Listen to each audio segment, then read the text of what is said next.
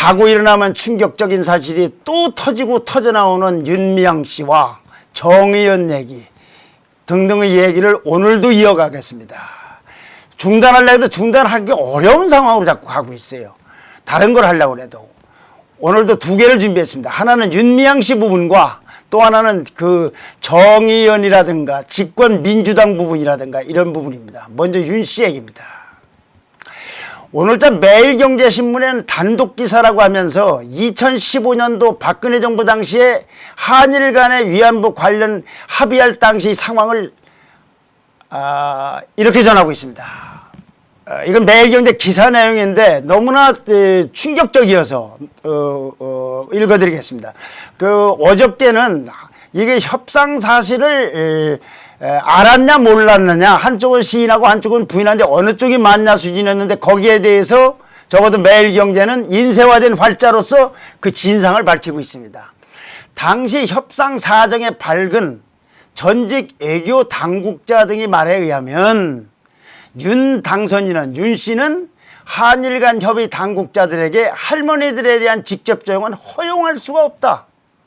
의견 전달은 우리를 통해서 해달라고 방침을 통보했답니다.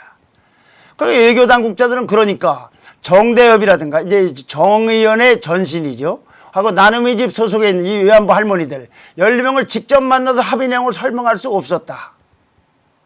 한 관계자는 접촉을 불허하는데 그 정확한 이유는 들을 수가 없었다. 윤 씨가 할머니들에게 우리가 외교부에서 전달한 내용을, 협의 내용을 정확히 전달했는데 대해서 알 수가 없었다. 자기를 소통 창구라고 그러니까. 윤 씨는 그래서 한일협정 실무 담당이었던 이상덕 당시 외무부 동북아 국장의 실질 카운터파트가 됐고 최소 11차례 이상 합의 내용에 대해서 설명을 들었다고 합니다. 핵심 내용은 10억 원을 일본에서 가져온다. 일본 총리가 사과한다. 일본 정부 책임을 명시한다. 이런 내용을 전부 설명했다는 겁니다.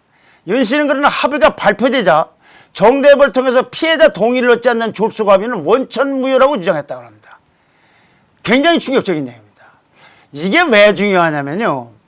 자, 일본이 있고 우리 외무부가 있고 그 다음에 윤 씨가 있고 그 다음에 할머니들이 있는데 이쪽 협의 내용을 여기하고 항의하지 않으면 일이 안 될 것 같아서 외무부는 이쪽에 전달하는데 막았단 말이에요. 여기서 하고 있단 말이죠. 그러니까 나중에 가서 이게 설명을 안 하고 했다 소리를 들으면 큰일 나니까 외교부는 아주 자상하게 11번 이상을 설득했다는 거예요.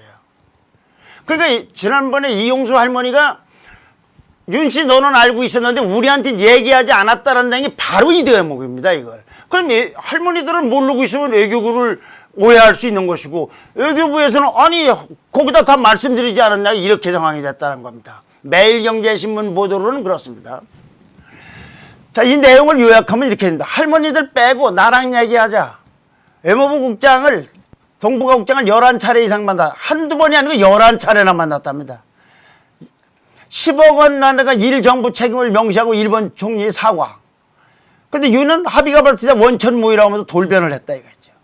자, 여기서 누구나 가질 수 있는 의문은 위안부를 왜 따돌린 겁니까?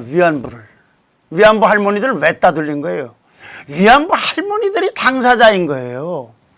이분들이 가령 연로하셔서 법률 지식을 모른다거나 무슨 뭐 여러 가지 사물에 대해서 조금 이해가 부족하신 게 있으면 도와드려가면서 이분들이 입장을 살리는 것이 윤 씨가 해야 될 일이지. 이분들을 따돌리고 뭘 하는 거예요? 왜 이분들을 빼고 얘기하자는 거예요? 난 최상관도 그럼 위안부 할머니들 중에 대표를 뽑아서 거기서 같이 윤 씨하고 같이 만나든지 이해를 못하겠어요. 위안부 할머니 문제가 해결되거나 뭐 두려운 게 있습니까? 왜 빼고 합니까? 그럼 왜 원천무효를 해? 자기가 그렇게 해놓고 나서. 이렇게 해놓고 나서 원천무효라는 건 이 문제가 해결되면 뭐가 그렇게 걱정되는 게 뭡니까 도대체? 그리고 이제 이걸 점점 듣다 보면요. 아니 지금 이 피해자가 누구예요? 윤 씨입니까? 위안부 할머니들입니까? 이런 행적들을 보면 이렇게 묻지 않을 수가 없습니다. 피해자 중심주의. 이거는 윤 씨가 외쳤던 거예요. 피해자 중심으로 해야 된다. 모든 일을. 100번 맞는 말이죠. 그렇게 유치된 분이 정작 이 광열을 보면은 피해자를 존중한 게 뭘 존중했다는 거예요? 무시하고 따돌린 것밖에 더 있습니까? 그 다음에 딸 유학비 문제도 이것도 또 계속 논란이 그치질 않아요. 이건 뭐 중요한 부분이 아닐 수도 있으나 성금 부분하고 관련돼서 자꾸 말이 나오기 때문에 그러는 거예요. 그래 유학비는 원 돈이 미국에서 받는 장학금입니까? 보상금입니까? 왜 보상금 얘기가 나오냐면 윤 씨가 이제 소속당에다가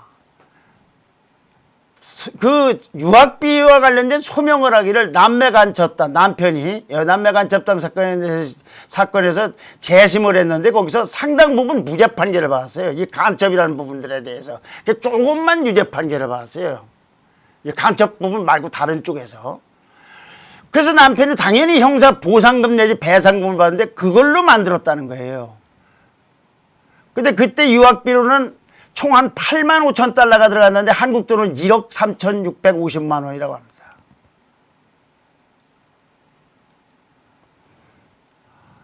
근데 윤 씨는 전에 언론 인터뷰에서는 장학금을 주는 대학을 찾아갔다고 그랬어요.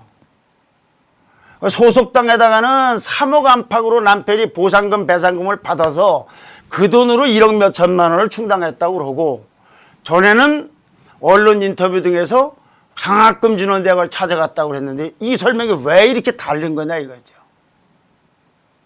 왜 이렇게 다른 거냐 이거죠. 그러면 이건 이렇게도 볼 수 있어요. 이 보상금하고 배상금을 받은 시기가 있을 거 아닙니까? 대법원이나 여기서 보상금, 배상금을 주라고 판결한 시기가 아니고 실제로 받은 시기하고 딸 유학비로 주거나 사용한 시기가 어떻게 되나 하는 것도 한번 따져볼 만한 대목일 수가 있어요. 그러면 오히려 윤 씨가 오해가 풀릴 수도 있죠.